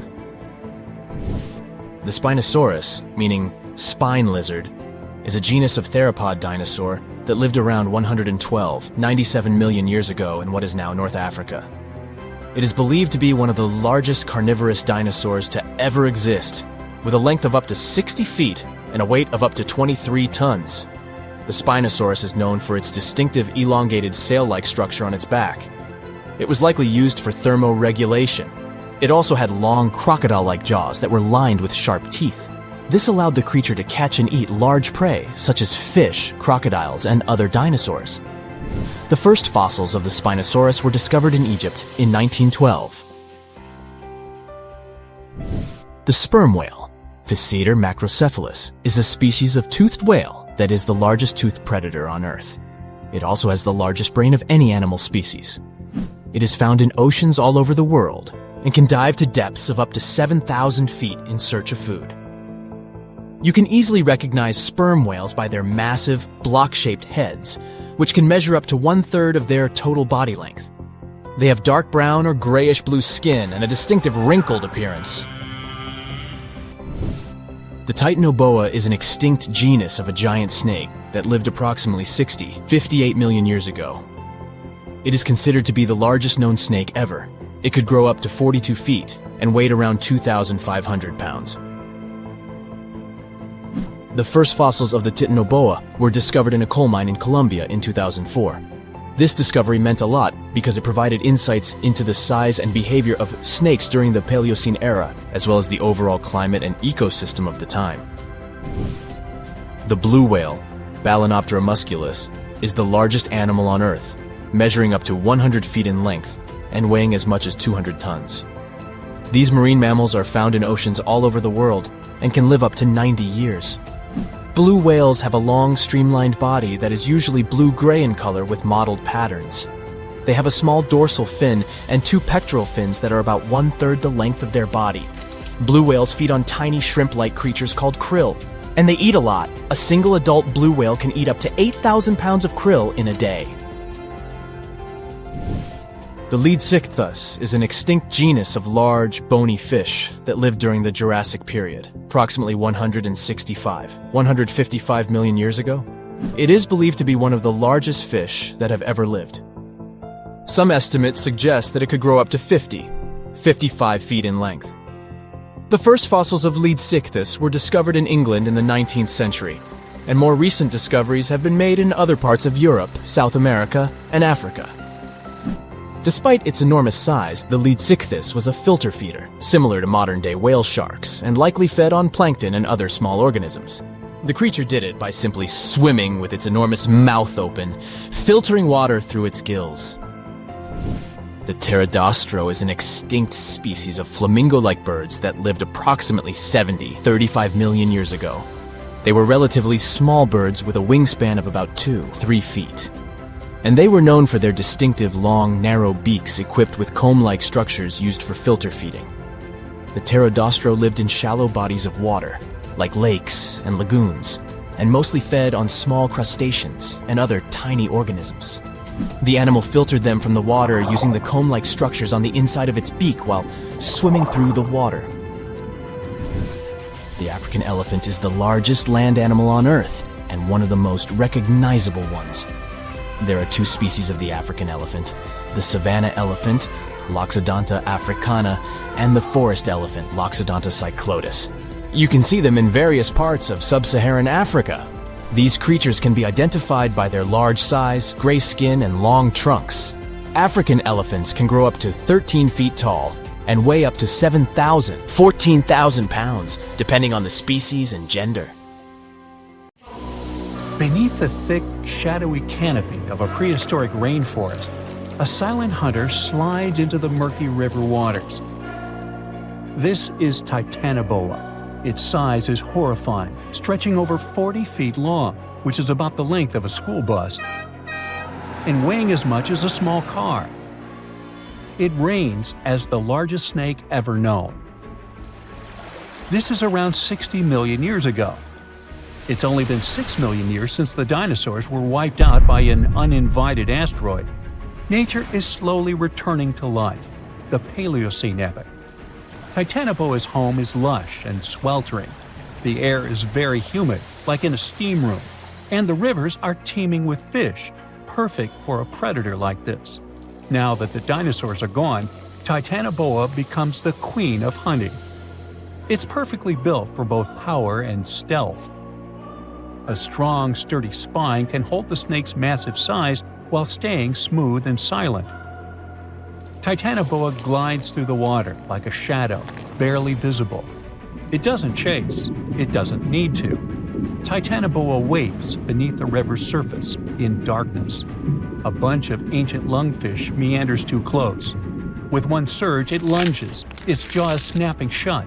The fish doesn't stand a chance. Titanoboa's grip is unrelenting. After the prey stops moving, the snake immediately consumes it whole. For millions of years, this snake ruled the rainforests. Nothing could challenge it, not the prehistoric crocodiles, not the small mammals, not even the birds. But, as it turns out, it wasn't the only apex predator. Alongside Titanoboa, there was this entire family of snakes, a huge biological tree full of snake genomes and species. Their history spans around 100 million years, all the way to the Cretaceous period. We find their fossils all over South America, Africa, India, and Australia. That's because they evolved in the Gondwanan continents. Back then, all of this was one huge landmass, and they lived right in the heart of it. Now, this family coexisted with all the dinosaurs. The dinosaurs ruled the world back then, and the snakes couldn't be all that dangerous. They lived in the dinosaur's shadow, adapting to survive. Some of them fed on small mammals. Others waited for the dinosaur eggs to hatch. Some were super bold and went straight for baby dinosaurs. Fossils of one species showed the remains of a little titanosaur, that giant long-necked dinosaur, inside its stomach. And when the age of dinosaurs finally ended in a fiery cataclysm, it was time for these snakes to celebrate. After the asteroid disaster, the world entered a new era of heat and humidity. The warmer the climate, the easier it is for cold reptiles to thrive. Snakes, including Titanoboa, grew larger than ever, but so did the members of this family. All the snakes spread across continents, growing larger and scarier by the century. And eventually, Titanoboa stopped being the only ruler of jungles. Fast forward to about 47 million years ago. Now it's the Middle Eocene epoch, the tropical lowlands of what today is Western India. A lush, swampy place, full of rivers and pools. The earth was warmer, with turtles and crocodile-like creatures basking in the sun. And there evolved the largest and most fearsome predator of them all, Vasuki indicus. Even the name feels important. Vasuki, the serpent king of Hindu mythology, a colossal snake that's coiled around the neck of Lord Shiva, strong and loyal. And the indicus part is because the snake's fossils were discovered in India. Vasuki surpassed Titanoboa and grew to a jaw-dropping length of 50 feet, like a 4-story building. It also weighed as much as a small elephant. Unlike Titanoboa, who preferred to hunt in the rivers, Vasuki mostly hunted on land, though it still could venture into the water when needed. It prowled the marshy ground with quiet, calculated movements, blending with the dense undergrowth. Vasuki also ate crocodiles, massive turtles, and even early whales in local water pools. No one stood a chance. It had immense muscles and squeezed with unimaginable force. But the snake's jaws were much scarier. Unlike Titanoboa and today's pythons, Vasuki couldn't swallow massive prey whole. Instead, it ate them alive with its teeth, just like this. Fast and absolutely brutal, it was an apex predator of its time. And don't forget that we're not talking about one Titanoboa or one Vasuki. These snakes were part of entire populations. In the Paleocene, rivers were full of various Titanoboas. Some were younger, smaller ones, fighting for survival, while the oldest and largest ones dominated the waterways, in the same way as generations of Vasuki indicus competed with each other for thousands of years.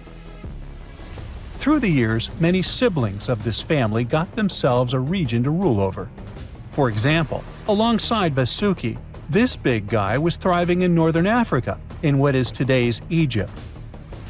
Back then, this land was full of water and swamps. Before we learn more about other snakes, this one was considered the largest, about 36 feet long. That's still bigger than today's most powerful snakes, like the green anaconda. But then, we reached the Pleistocene epoch, from about 2.5 million years ago to only 11,000 years ago. Modern humans were evolving all over the world, and now the snakes had a new problem, an even worse one than dinosaurs. While we were developing brains, in Australia, there ruled the local king of snakes. Their names also come from legends. That's how indigenous Australians called their mythological rainbow serpent the creator of the world. It's like a problem of a chicken and an egg. Was the snake named after a deity, or did the Aboriginal people create their deity after a snake? Ancient Australians coexisted with those predators for thousands of years. They warned their children how to avoid dangerous spots, passing down stories of the terrifying serpents. In their legends, The great rainbow serpent was shaping the land, rivers, and features of the world. These legends were most likely inspired by the powerful nature of those snakes. If only they knew that these animals weren't even as huge as Vasuki or Titanoboa. Though they were still dangerous, Urlungor was up to 26 feet in length. They preferred the more green and humid parts of Miocene Australia, like waterways with lush plants around the riverbanks. And there was much more potential prey. Urlungor had a thick body as wide as a human thigh. It loved to hunt in what is today the northwest Queensland. Its fossils were found in the limestone of Riverslade. It was a fascinating find. The skull was almost intact, with teeth and everything, which is crazy considering that snake skulls are very fragile and usually don't survive fossilization. Just like snakes before it, Urlungor didn't rely on venom. It was a constrictor, quick and powerful. But at least now these reptiles weren't as brutal. Their hugs quickly caused cardiac arrest in their prey. So the end came rather quickly. Also, they no longer could swallow the prey whole, and didn't have the same sharp teeth as Vasuki or Titanoboa. So both Urlungor and Wanambi had to eat very slowly, just like pythons today. Meanwhile, Wanambi was about 20 feet long. This one had a similar head, so it could only hunt marsupials, reptiles, and other little things that ventured too close. Wanambi's domain was the waterhole. It lay coiled in the shade, motionless, its body blending seamlessly with the dusty earth. If kangaroos and wallabies cautiously approached to drink, they wouldn't even notice the predator until it was too late. The Wanambi snakes lingered in Australia for millions of years. Even when the climate and ecosystem changed, it didn't bother these guys. In fact, they thrived in Australia's cooler, drier regions. Yet, even giants fall. Time moved on, the earth cooled even more, and nature began to change. Wanambi managed to last up to around 50,000 years ago, and could have lasted longer if it wasn't for humans. The same Aboriginal Australians who once feared Wanambi eventually spelled the end for the snake. All these years of being the apex predator, only for the little apes to hunt you into extinction. But that's how evolution goes. Eventually, all the giant snakes disappeared, leaving behind only their fossils and stories like this one. Life on a high-oxygen planet would be a wild and crazy ride. Imagine taking a deep breath and feeling like you just downed a shot of espresso. The sky is a deep shade of blue, and the trees around you are gigantic, lush and green, growing at a rapid pace. Daily exercise now becomes a breeze. With all that extra oxygen, you'd be able to run faster, jump higher, and lift heavier weights. Your morning run is basically effortless, and you notice that everything seems to move faster and with more energy. But you'd also have to watch out for the wildlife. The animals around you would be simply huge, and they'd move with a heightened speed and agility. Imagine getting chased by a cheetah that's hopped up on oxygen. It'd be like running from a Ferrari with legs. But how is this even possible? And how would high levels of oxygen affect the evolution of the planet and our life in general? To answer this question, you need to understand how oxygen works. Oxygen is like the fuel that powers the engines of life. It's a gas that's all around us, making up about 21% of the air we breathe. And don't let that small percentage fool you. Every time you take a breath, these little molecules get top priority access to your body's cells and help them produce energy. Without oxygen, your cells wouldn't have the energy they need to function properly, and your body would start to shut down. Oxygen is also incredibly versatile. It's used by a wide range of organisms, from tiny bacteria to massive elephants. It's even in the ocean. Marine organisms like plankton and algae produce a ton of oxygen, keeping the underwater world thriving. And not only is it a crucial component of life on Earth, it's also a fountain of youth. Oxygen keeps our skin glowing and our minds sharp. So don't forget to walk in the fresh air more often. But that's just the beginning. Oxygen is quite a multitasker, doing a bunch of different jobs at once. For starters, it's like the janitor of the atmosphere, cleaning up all the nasty pollutants and keeping the air fresh and clean. It's also the bodyguard of our atmosphere, protecting us from harmful UV rays and other dangerous cosmic stuff. Without it, we'd be like sitting ducks in the face of space radiation. And let's not forget about the impact of oxygen on the weather. It's like the puppet master, pulling the strings of the atmosphere and creating all sorts of wacky weather patterns. Tornadoes, hurricanes, thunderstorms, they're all just a product of oxygen doing its thing. And sure, these things are incredibly dangerous, but they also help redistribute nutrients and organic matter by lifting and transporting soil, leaves, and other debris to new areas. So they low-key help fertilize soil and provide nutrients for plants and other organisms. As you can see, the little oxygen molecules are working hard to keep everything in check. So what would happen if we suddenly raise the levels up to 30, 40, even 50%? Actually, too much oxygen can become very dangerous for us. There's such a thing called oxygen toxicity. It can lead to a range of pretty bad symptoms and even the worst of outcomes. It's like eating too much candy. It might taste good at first, but you'll regret it later. It may sound surprising, but if you get too much oxygen, you'll be out of breath. You might feel great at first, but pretty soon you'll start feeling dizzy, like you've been dancing for hours without taking a break. Also, high oxygen levels can be downright toxic to your body. It can leave you feeling like you got hit by a truck. In fact, something similar happened on Earth many years ago. For example, this kind of environment existed during the Carboniferous period, when plants first began to take root on land. At that time, oxygen made up 20% of the atmosphere, about the same as today. It continued to rise over the next 50 million years, reaching levels as high as 35%. It had some pretty profound effects on the planet.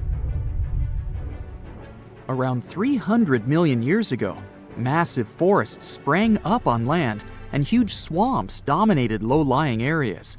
But as these giant plants decayed, something strange happened. The level of carbon dioxide in the atmosphere suddenly dropped. Normally, when something decays, microbes break it down and create carbon dioxide.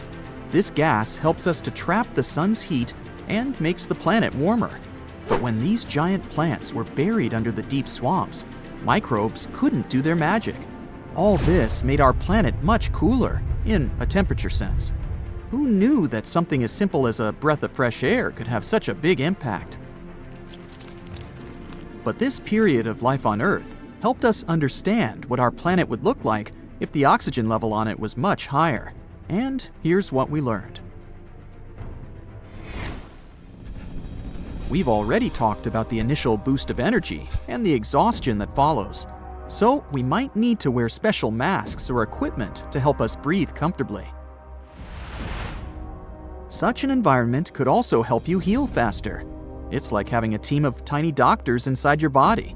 But the downside is that it could also make you more susceptible to certain diseases and illnesses. So we're maintaining a balance then, I guess. And with all that oxygen, we'd have some pretty spectacular sunsets and sunrises to enjoy. The extra oxygen in the atmosphere would scatter light in new and interesting ways, creating breathtaking displays of color in the sky. And it's not just humans that would be affected. Plants and animals can also experience some wacky effects. Plants might grow like they're on steroids, reaching towering heights, like the beanstalk from that fairy tale. Imagine how much food we'd be able to harvest. Giant trees and crops could provide us with more sustenance than we've ever had. And animals might experience some crazy mutations. The oxygen-loving species, like insects and arachnids, would be the winners of this situation. They would simply thrive in such a world, growing bigger and stronger than ever before. So, if you've ever been terrified of a giant spider that you found in the house, just imagine what it would be like if it were 5 times bigger. But for species that have adapted to lower oxygen levels, things don't look that great. Mammals, for example, would have a pretty tough time. This could lead to a shift in the balance of power among different species, with some thriving and others struggling to survive. Overall, we could see some seriously cool adaptations, like birds developing the ability to fly higher than ever before. Dealing with huge animals could be both exciting and challenging. We'd probably have to build stronger shelters and try to stay out of their way. All this could also lead to increased natural disasters, as well as damage to ecosystems and wildlife. Fires would ignite quickly and burn fiercely, making wildfires a constant threat. Even a simple spark from a campfire could potentially lead to disaster. We might need to rethink our cooking and heating methods to avoid any accidents. By the way, if we lived on a planet with less oxygen, say about 15%, we would also have a hard time. For example, our bodies would have to work much harder to obtain the same amount of oxygen as they do on Earth. We would probably experience fatigue and shortness of breath much more quickly, and physical exercise would be much more challenging. We could have some problems with memory and concentration. So the amount of oxygen we have now is the most ideal. Let's appreciate it. As you can see, living on such a planet would be a real roller coaster. It would require some serious caution. But as long as we were careful, we'd be able to enjoy the benefits of all that extra oxygen in the air. Just be prepared for some wild and wacky effects along the way. You're off to work, and boom, you see someone getting snatched by a 5-foot giant eagle that has the power to lift a child. Luckily, this is a pretty rare occurrence now, but around 2 million years ago, it was totally possible. Humans are now on the top of the food chain. I mean, many animals can hurt us, but they would rather munch on something less dangerous than people.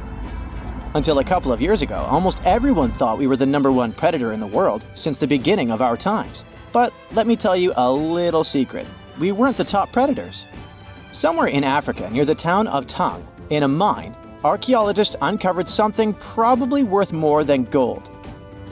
It was a small skull that belonged to a hominin, a human species that lived just before we split into 2 groups. One group is today's chimpanzees, and the other one is us humans. That is probably why we're so similar to chimpanzees. And believe it or not, we share 98% of our DNA with them. The critter was nicknamed Tung Child because most likely it belonged to a young human. Before this discovery, we had no idea we originated from Africa. As you already know, on that continent, there were many big animals that could eat us in a single bite. Even now, the situation is not that different. The bone was found among many other animal bones, suggesting that early humans, Australopithecus, had a pretty rough life and were eaten by anything that liked meat. Since we were only around 4 feet tall, we were on the menu for many animals. Probably the scariest one for us was the eagle. You might think eagles are just lazy birds who sit on trees all day. But our friend from Tung had a pretty bad experience of encountering one. When Tung's child was a little kid and was playing outside, the eagle grabbed him and took it to its nest. We have no idea how big the bird was or what kind of eagle it was, since there isn't any evidence. Eagles regularly hunt baboons in Africa now, and when experts compared the marks on these animals with the marks found on the ancient skull, they discovered those marks were almost identical. The worst thing about eagles is that they're like zombies, and their favorite food is brains, so they attack the head first. Even now, we're not safe from sky attacks since eagles can theoretically snatch kids. Stop looking at the sky now. There are many more land animals that can harm you.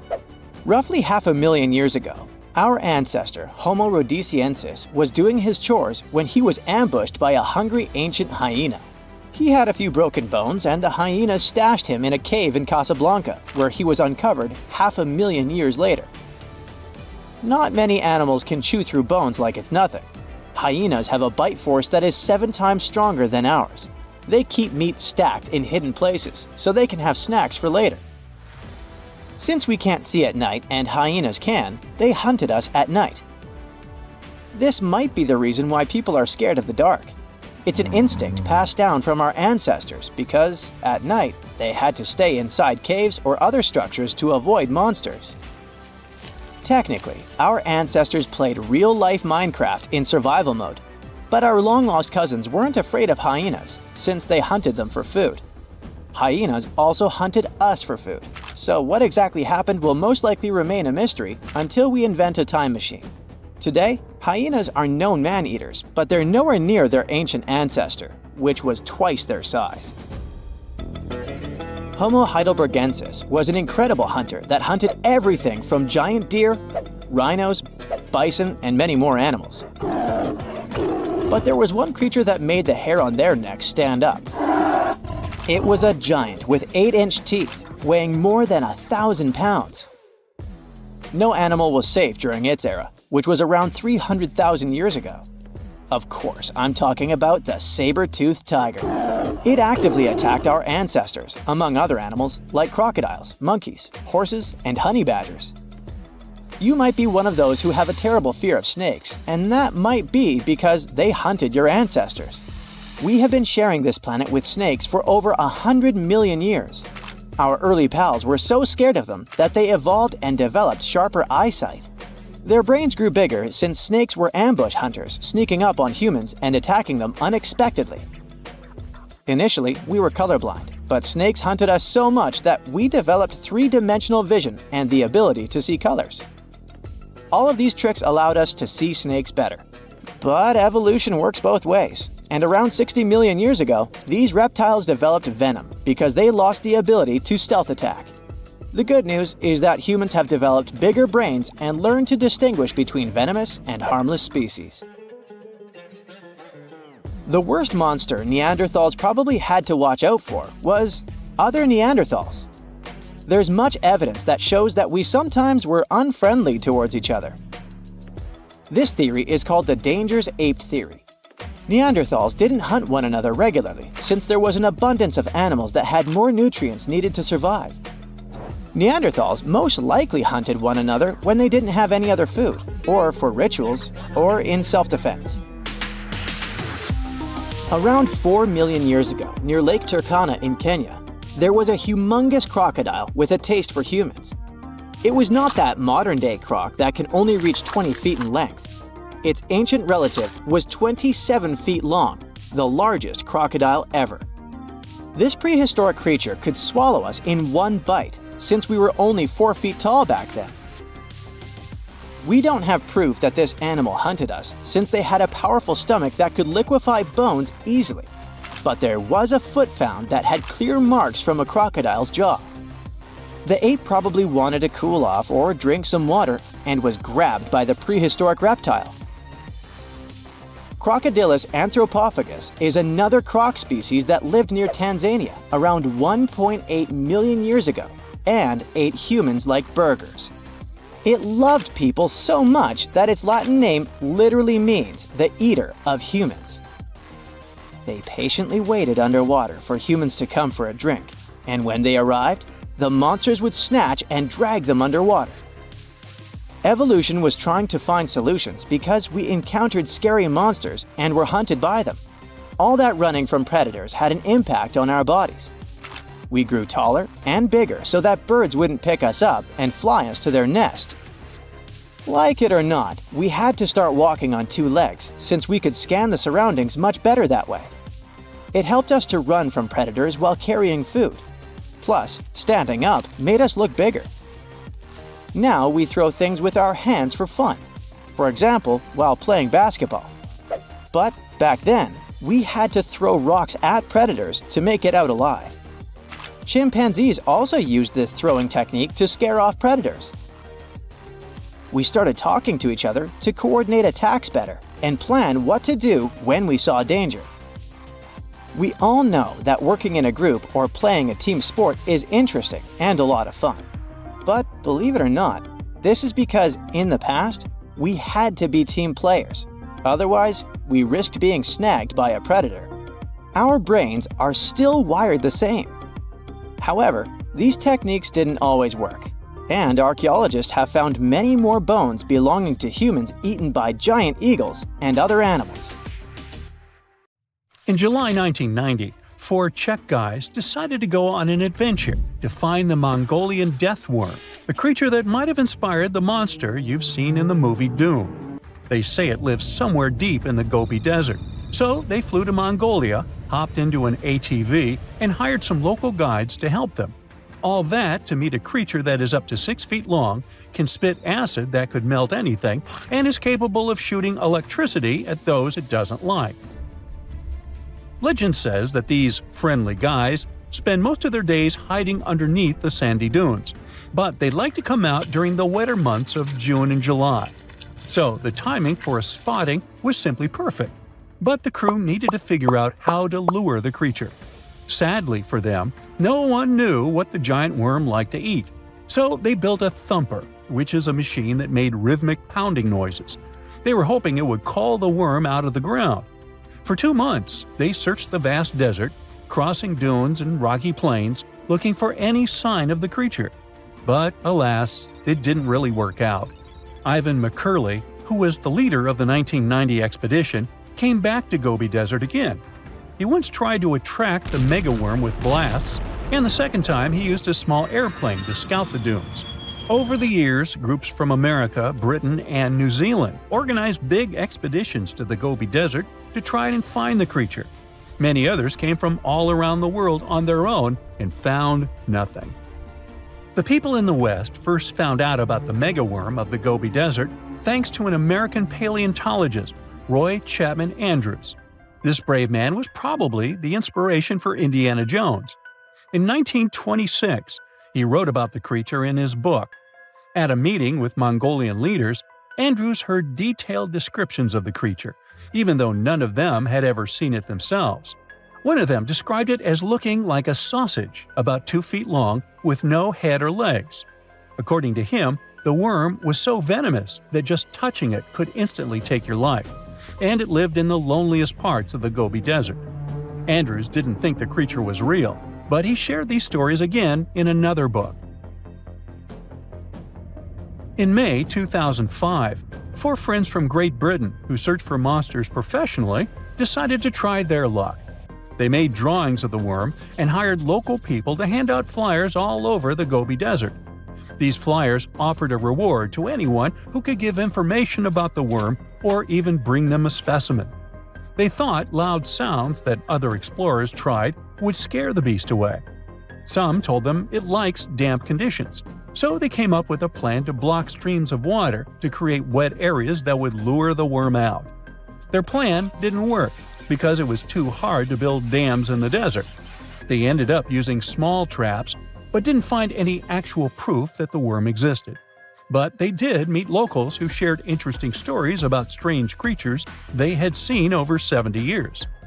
Over the years, stories of the monster spread around the world. In some of them, it's only 1 foot long. In others, it's as large as a human.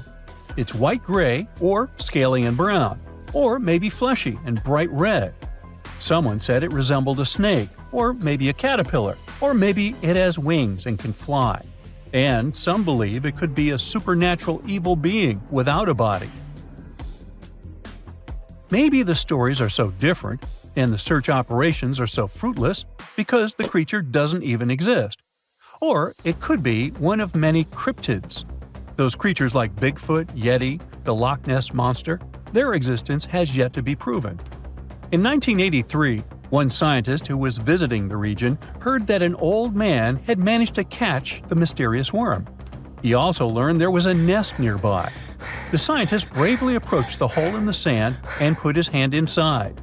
A giant creature dragged him in, and he was never seen again. Just kidding. He actually found a Tartar sand boa inside. It's a chunky, burrowing, non-venomous snake that has small eyes and gray-brown scales.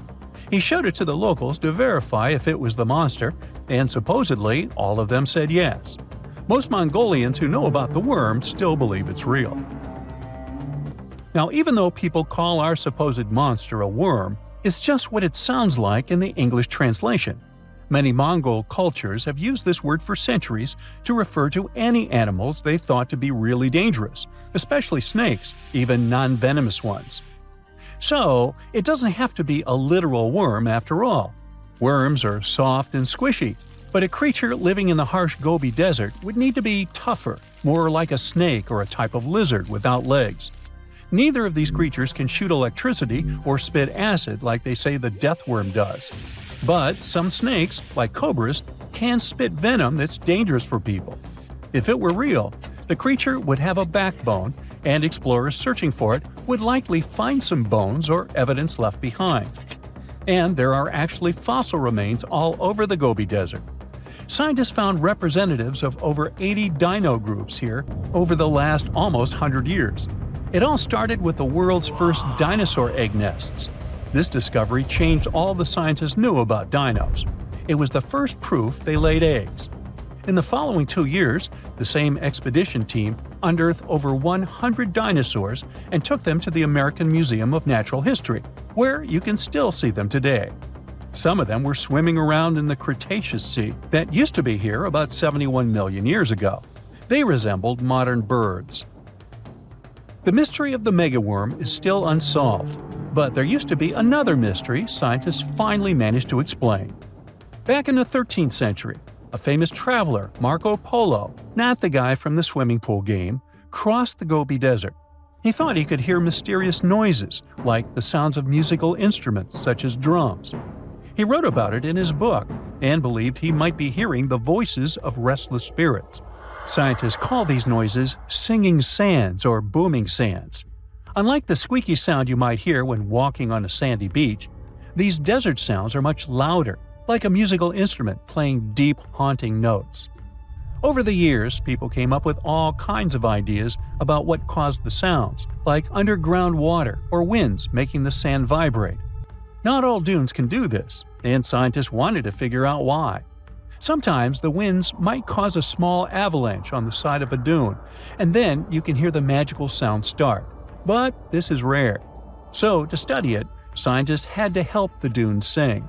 They climbed to the top of a dune and slid down on their backs, using their hands and feet to push sand down. As the sand tumbled, the sound started softly and got louder. They could even feel the vibrations with their hands. So they found out that for a dune to sing, a few special things need to happen. The grains of sand must be the right shape. The dune has to be big, and the sand must be very dry, so no singing after it rains. Inside the dune, there's a hard layer of packed sand that acts like a giant speaker. This layer bounces the sound waves back and forth, makes the noise louder and louder, and creates a haunting melody that can fill the desert air. In other words, the dunes can play tunes. Yeah, sorry, I couldn't help myself with that one.